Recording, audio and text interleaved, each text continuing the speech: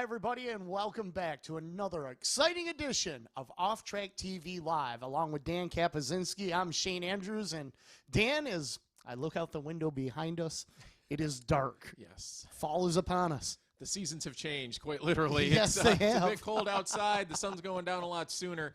But while the temperatures are cooling and it's getting darker, the racing really is heating up here in the next couple of weeks. It sure is, and we're going to get into all of that here tonight in this episode. But, you know, one of the things we always do, we always ask, show us a little love. Get a hold of us. Throw us a question on Twitter or send us an email. Dan and I are up to the challenge. We had some great questions last time, and we want to see what everybody throws at us tonight. That's right. We're looking forward to more. You can always send us an email, info@weedsportproductions.com, or catch our Twitter handles and send us a note as well. We'll go through at least 2 or 3 questions later on in the show, and we always look forward to that part of the program. Well, as you said, the seasons have changed, so has the calendar. We're in the month of Racetober 2019, and here at the Weedsport Speedway, a huge weekend last weekend that you were a major player in, Dan, and a great job with you and your staff over there at the Short Port, the Weedsport Speedway short track. Of course, we're talking about Oktoberfest. That's right. The big Oktoberfest events we had here. It was our second running of Oktoberfest here at Weedsport. It finished up a stretch of, I believe, 5 races on our overall series, 2 days of racing, over 250 karting entries that we had here on site for 2 days of racing. It was certainly fantastic. And not only did we have the Kartway in action, but we also had an Oktoberfest here at the Speedway as well. And we had 2 gorgeous days, especially Sunday for the Pro Clone Heavy Class. That's right. A fantastic field of more than 20 karts were on hand for the Pro Clone Heavy event at Weedsport on Sunday. $2,000 going to the winner of this main event. Missy Boots, kart number 19, was leading early on, followed by the number 95. That is Tyler Brown. Both of those drivers coming all the way up from the state of Pennsylvania to try and chase down the $2,000 prize. Quentin Graham in the 17, also a PA racer as well.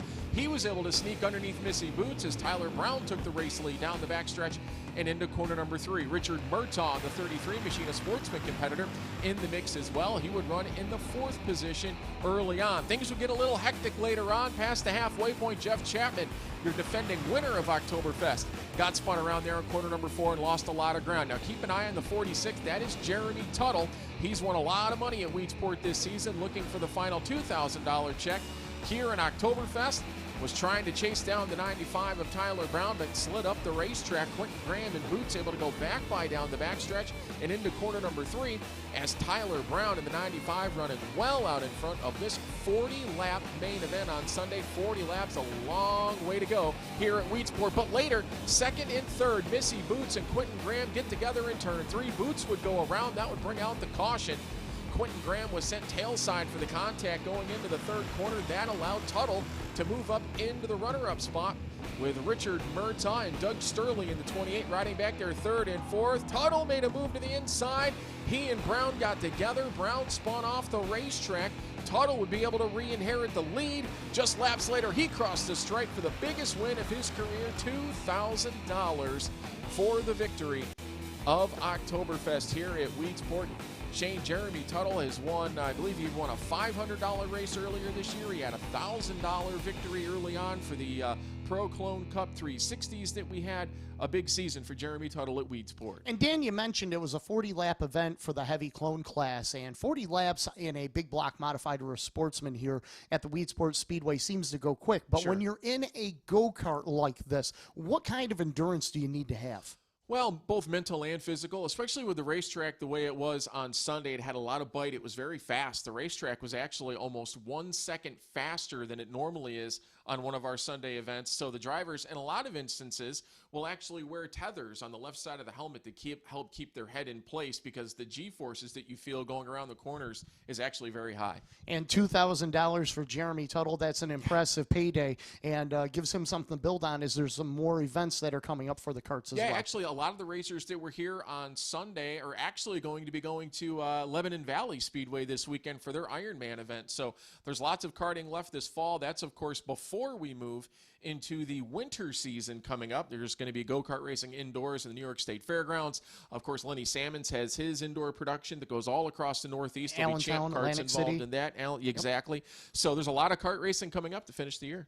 Well, we always appreciate the karts coming out to the short port, and a great show. Another season number 2 for the short port wrapped up, and kudos to you and the entire staff over there at the Kartway for a great job. Well, thanks, Shane, and all the volunteers and workers that put in a lot of effort this weekend. It takes a lot to put on an event like that, of that caliber, over 2 days with that many people on site, but it was certainly a lot of fun. The karts had a big race, and there were plenty of big racing action for the big block modifieds and the sportsmen throughout central New York this past weekend. When we return, we're going to take a trip down to the Track of Champions and over to the Land of Legends to see what happened. Stay with us here on Off Track TV Live.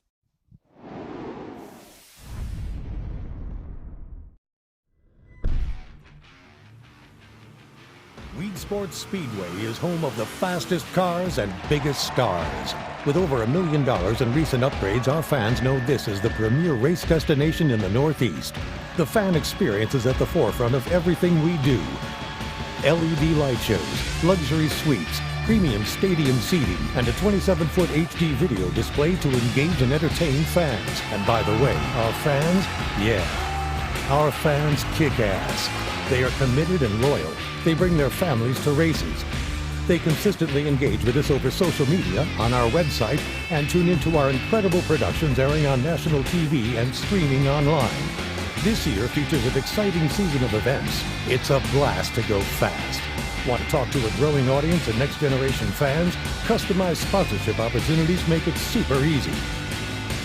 We have event sponsorships, product sponsorships, digital billboards, web, social, digital ads, race day displays and signage, booths and promotions. Video opportunities both in venue, on national TV, and streaming online. The drivers, the excitement, the speed. The Port Burgers are why fans show up. At Weedsport Speedway, our venue and production are the reason they keep coming back. Be a part of the best season yet.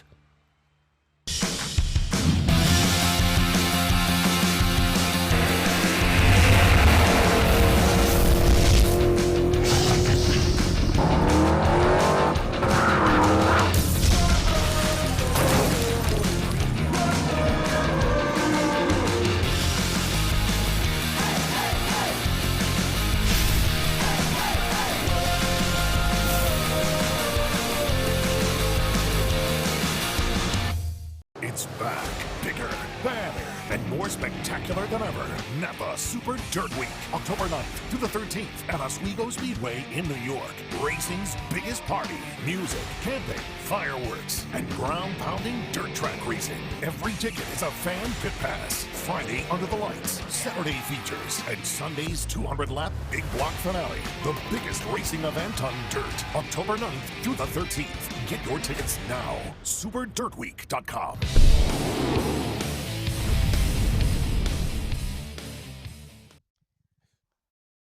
Welcome back to Off Track TV Live here at the Weedsport Speedway. Thank you to all you great race fans for joining us here tonight. And if you're not a race fan, thank you for joining us as well as we talk about racing. That's right.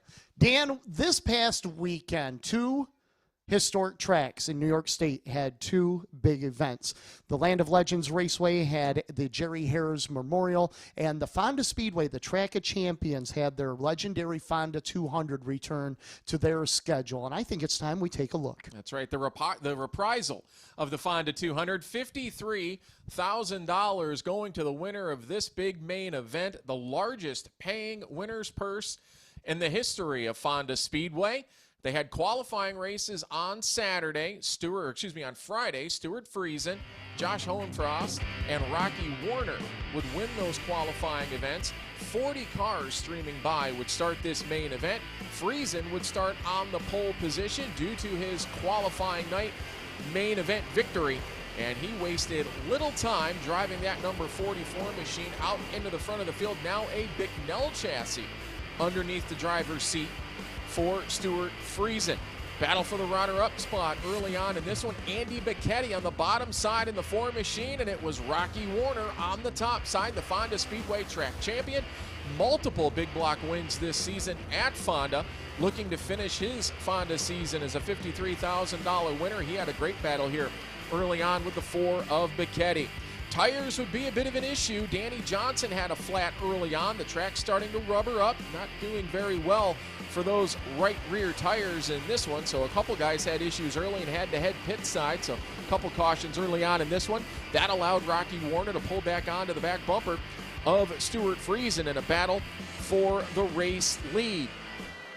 Friesen leading it out of turn 4 as they continue to stream onto the bottom side of the racetrack. You can already see the bite building up as Friesen throws the elbow on a couple lap machines down here on the front stretch. And these guys ripping the bottom side of the racetrack as that bite would continue to build. Mike Mahaney, another driver, having an issue early on. He had a flat right rear tire on that 35 machine, but then they really threw a kink in things. Around lap number 74, the rains came, and they had to send everybody into the pit area and let the racetrack dry out just a little bit. But a couple of drivers would actually take advantage of this situation to make pit stops. Of course, Mike Mahaney had to come in for his flat, but Stuart Friesen took this opportunity to bring the 44 machine in ahead of the halfway break and get tires on that racer. Well, Super Matt Shepard, the number 9 machine, we hadn't talked about him just yet. He would end up cycling his way through the field. Again, in a side-by-side battle now with the 1J of Rocky Warner. They would battle for the race lead. Both of those drivers would stay on the racetrack during that initial caution period for the rain. As we fired back underway again, Shepard in the 9S would blast out into the race lead down the backstretch, leading Rocky Warner down into corner number 3. Now, Shane, we had an interesting scenario here halfway. You could either go to the hot pit, make changes, or come to the infield and hold your position for the second half. So really a little bit of strategy here. Did you want to go into the hot pit, put on a new fresh sneaker for the final 100 laps and see if you could make your way up through the field? Or do you take the gamble of going down into the infield, not doing anything, and staying out for track position? That's right. Well, Rocky Warner and Matt Shepard would elect to go to the pit lane, so they would have to go towards the back of the field. Now, Mike Mahaney and Stuart Friesen, they picked before the halfway break, so they actually recycled back through the field. Friesen would charge back up through the pack. Before you know it, he's on the back of race leader Matt DiLorenzo, who was running very good in that 3D machine here just past the halfway point, but Stuart Friesen definitely too much for Matty D in that 3 machine. He takes the race lead down into corner number 3. So certainly an interesting look at the race strategy. Here in the closing laps, Matt Shepard was able to work his way back through the field. So too is the 1J of Rocky Warner. They are the top 3 into corner number 1. It looked as though Shepard may be able to battle back and forth with Friesen as they go door to door into the 3rd corner. Both of these drivers searching for that $53,000 payday, and that's how these drivers make their living. They go and make money off of races like this one here at the Fonda 200. Earlier this season at the Fonda Speedway, Matt Shepard lost the race at the line to Stuart Friesen, who passed him off of turn number 4. So Super Matt looking for a little bit of redemption to try and get back at the 44 Friesen. Well, unfortunately for Shepard, the bottom side of the speedway right now was not quite the place to be. Friesen found a nice streak of grip there right through the middle of the racetrack. Last lap into corner number 3. Potentially lap traffic may play a role, but Friesen locked to the bottom side. Shepard tried to throw something at him at the very end, goes across the racetrack, not able to get it done. It's Stuart Friesen across the stripe, $53,000 richer. Matt Shepard crossed the line in second, but he was 7 pounds light at the scales. Rocky Warner would come home second for a $20,000 payday. So Stuart Friesen does the roof dance, $53,000 in the bank. Rocky Warner in second. Mike Mahaney would come up to finish 3rd. Now we'll jump in the car and we will head west down the New York State Thruway to the Land of Legends Raceway. This is the sportsman division for the Gerald Haers Memorial, as Jerry Haers, longtime racer, car owner, and a well-respected man in racing, especially at his home track at the Land of Legends. This race for the sportsman and the big blocks in his honor. During the sportsman event, Tyler Corcoran gets around. You could see him in the 64 car. This was the start of the fall championship chase for the dirt car sportsman for 2019. Matt Janzik in the 33, the 34 of Kevin Root. Down on the bottom, Janzik drifts up. He's the Utica Rome Speedway track champion. Root, he's looking to make something happen on the restart. Well, something not right there, but it's dirt track racing.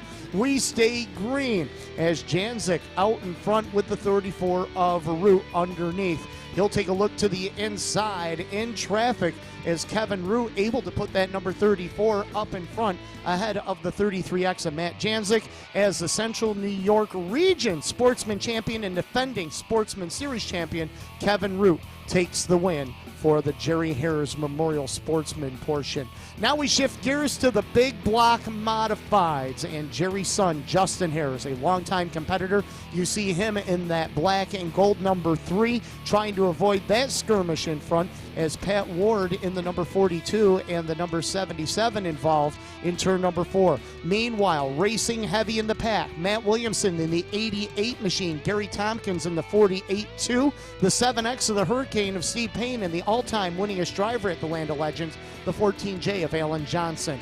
Up in front, Eric Rudolph in the number 25R and Lightning Larry White doing battle as T-Bone Justin Haers in the number 3 looking to make his way to the front of the pack. Behind the leaders, the 88 of Williamson looking to make something happen as well, battling with the number 28 of Gary Lindbergh as they dance into turn number 3 and 4. Williamson had a very fast race car on the day, but it wasn't fast enough as Eric Rudolph, the third-generation driver out of Ransomville, New York, picks up the win for the Gerald Haers Memorial at the Land of Legends Raceway. Dan, 2 big races on the docket for the modifieds and the sportsmen over the weekend, and the racing action did not disappoint. No, not at all. Not at all. You had great competitors both at Fonda and, of course, at the Land of Legends Raceway as well. How about Eric Rudolph? The Land of Legends, along with he and Matt Shepard, it's kind of been their playground, and Eric is able to keep it going with another big victory at the Land of Legends. Dan, they are just starting to get primed up because it is my favorite time of the year. It is time for Super Dirt Week, and when we return, Dan and I are going to wax poetic about one of the most historical events of the year. Coming back next.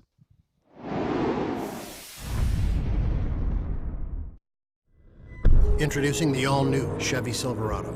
It's the official truck of calloused hands and elbow grease. The official truck of getting to work and getting to work. Of late nights and date nights. It's the official truck of homecoming and coming home. The all-new Chevy Silverado. The strongest, most advanced Silverado ever. It's the official truck of real people. This is 95X. Alternative rock. Don't you worry, baby. No Syracuse Rock Alternative 95X. Weedsport Productions is the live video production company that you need at your next event. Our mobile production truck is outfitted with the most advanced broadcast equipment in the industry. Weedsport Productions covers racing, live sporting events, corporate events, and concerts. We can broadcast your event live, stream it to the internet, or produce an exciting in-venue experience for your audience. Visit weedsportproductions.com now to learn more. It's back, bigger, badder, and more spectacular than ever. Napa Super Dirt Week, October 9th through the 13th at Oswego Speedway in New York. Racing's biggest party. Music, camping, fireworks, and ground-pounding dirt track racing. Every ticket is a fan pit pass. Friday, Under the Lights. Saturday, features. And Sunday's 200-lap big block finale. The biggest racing event on dirt. October 9th through the 13th. Get your tickets now. SuperDirtWeek.com.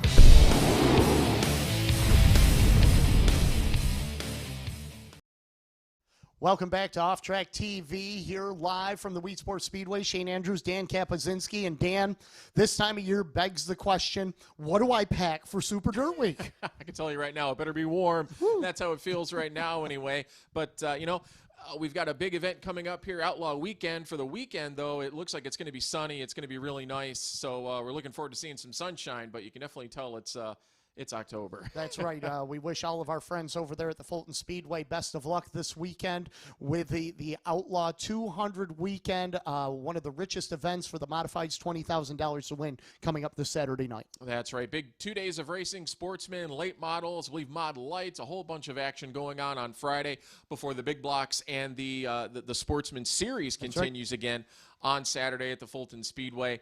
There's probably going to be over 100 sportsmen there trying to qualify for, I think, 30 to 32 spots. It's no doubt the most difficult race to qualify for in all of sportsman racing. And then a couple of days off for Sunday and Monday, and that's where you move your camper over to the Oswego Speedway. The Clay Palace, as it's known as Napa Auto Parts Super Dirt Week 48 kicks off next week. Tuesday night, the Utica Rome Speedway will host a 358 Modified Super Dirt Series qualifier along with the Dirt Car Sportsmen for one of their championship trail races. That's right. You can definitely feel the Super Dirt Week is in the air, I guess you could say. I personally work in Oswego. I pass by the racetrack every single day on my way to work to see all of the improvements, all of the signage going up, the facility really turning into a dirt facility here in the last couple of weeks. It's been exciting to keep track of. So Utica Rome will officially kick the week off on Thursday with their tailgate party before we come back here to Weedsport on Wednesday, Shane, for the kickoff party. That's right, the kickoff party for the 358 Modified Super Dirt Car Series and the Dirt Car Sportsman Series will be in action right here Wednesday night, the 9th, at the Weedsport Speedway. And then Thursday, a big day of racing actually at the 5/8 mile Oswego Speedway, where we are going to have time trials for the big blocks and the 358 modifieds, where the first 3 rows will be locked in. It's really a pressure-packed day for these big block modified and 358 modified drivers. You may only lock in 6, but they line up the qualifying races that we'll see on Friday night, so you really need to be in a good position after these qualifying time trials in order to get you in a good position for those races come Friday night. And then Thursday night, we'll pack up shop and we'll head on over to the D-shaped Dirt Demon, the Brewerton Speedway, the Hurricane 100 for the 358 modifieds, along with the Dirt Car Sportsman over in the Brewerton Speedway. So Thursday, an action-packed day. You start during the afternoon, end your night over at Brewerton. But Shane, you think about these 358 modified competitors and sportsman competitors are going to be going off 3 straight days of action from Utica Rome to Weedsport to Brewerton, and then they come back on Friday at Oswego Speedway to get their more practice and more qualifications and race events underway. It's a grind for some of these teams to get through the week. It sure is. It's going to be a challenge for these teams, and they're going to have to be mentally and physically sharp to be able to do this. And speaking of Friday at the Oswego Speedway, qualifying will continue, and then the Friday night lights portion where we'll have the triple 30s for the big block modifieds, the twin 20s for the 358s, the sportsmen and the pro stocks will all have heat racing action Friday night at the Clay Palace. Yeah, and actually the Pro Stocks are a new addition essentially to the Friday night program, so it'll be good to have the full Fender Warriors on the card on Friday. Up to 4 qualifying races for the sportsmen. I personally remember the very first Friday Night Lights program we had at Oswego Speedway with the lights off, the bite in the racetrack. It felt right. And you knew that on that first Friday night of Super Dirt Weekend, I believe 2016, this is what it could be. And that's what we've seen, I think, this event grow in the last 3 years. Then Saturday, what a busy day again at the Oswego Speedway. And it culminates with the Salute to the Troops 150 for the 358 Modifieds. $20,000 to the winner of the 358 Modified race. The Batman, Peter Britton, won that race 1 year ago. Can he defend that title? Well, I don't see why not. It takes experience in any of these Super Dirt Week events. The guys that have been up front tend to stay up front, and so I think Peter is definitely going to be a driver to look out for in that 358 portion. But that race strategically was just fantastic to watch last year, and I think it'll be just as good this year as all of those 358 combatants. And really the 358 division continues to grow in Central New York, so the more experienced racers are going to come to the top, and it should be a great show. Then Sunday at the Oswego Speedway for Napa Auto Parts Super Dirt Week 48, we are going to have 50 laps for the Dirt Car Pro Stocks, 75 laps, the Chevy Performance Sportsman, and of course the Billy Whitaker Cars 200 for the Big Block Modifieds. Dan, 1 year ago, I saw some of the best racing at the Oswego Speedway. The Pro Stock race came down to the final lap. The Sportsman race came down to the final lap. And the Big Block Modified race that Larry White won came down to the final 20 laps. You couldn't have asked for a better day of racing. No, you really couldn't. Track crew did a fantastic job. There was a little bit of rain in the morning, which I think contributed to that a little bit. There were 4 lanes of racing literally across the racetrack all day long. And what I like to think about, too, is, you know, a 75-lap sportsman race at Oswego Speedway is a long time, especially when you think about they ran 30 laps at the mile. So that essentially equates to what would be a 60-lap race. We're going even longer. That 75-lapper is one of the best shows of the weekend. And, of course, the Pro Stocks and the Big Block Modifieds all on Sunday, the 48th edition of Napa Auto Parts Super Dirt Week. For more information, you can check them out at superdirtweek.com. Or if you can't make the event, and shame on you if you can't, you better be there. You can check out all the racing action for Super Dirt Week on Flow Sports. We are going to have an exciting week, Dan. I can't wait to get back up there. No, not at all. Like I said, we're kind of chomping at the bit. I'm ready for Outlaw Weekend right now. Super Dirt Week right on the cusp right after that, and it's in the air, Shane. You can feel it. It sure is. Fall is here, and so are the big races. Ladies and gentlemen, make sure you get to a dirt track near you. When we return, we are going to take your questions. Are we up to the challenge? I'd say so. I think we are. Come back and see us and find out why when we return.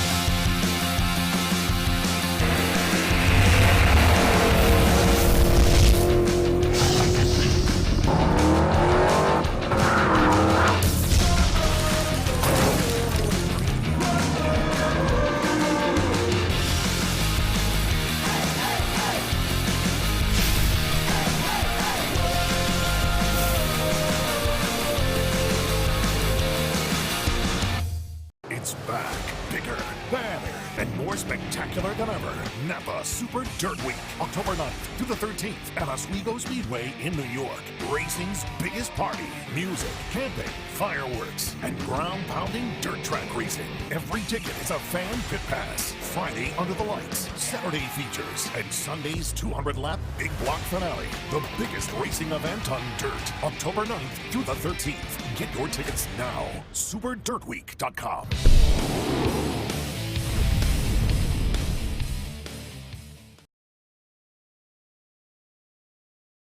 Track TV Live as we are in our final segment, and that means we take questions from you, the great race fans. You ready, Dan? I'm excited. Let's do this. All right. First question comes from Hook, Line, and Sinker.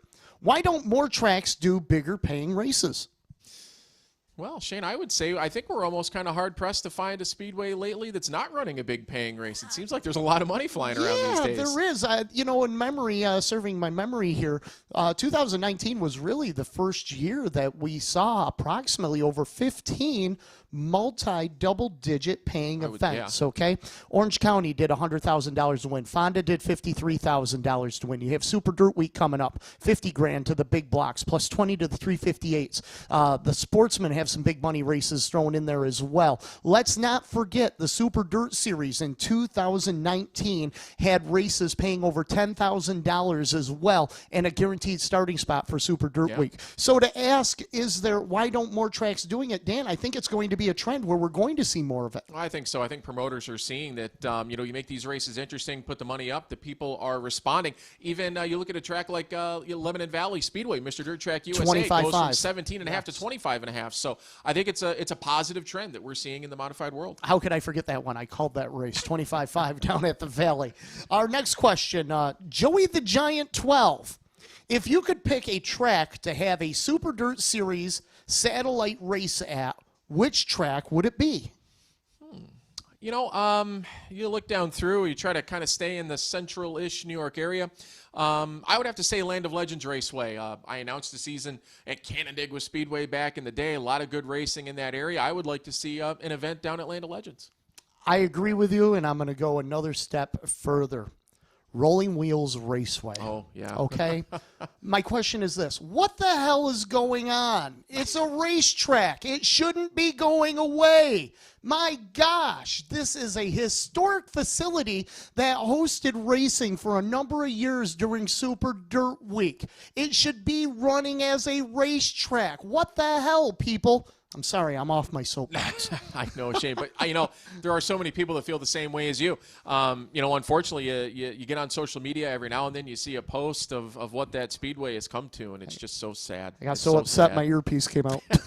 He's blowing tires left and right, but Steam's Shane, we're rolling. with you. We all want the Yes. wheels back. Absolutely. We all want it back. Our next question, 44 fans, Stewie. Who is your pick to win Super Dirt Week this year?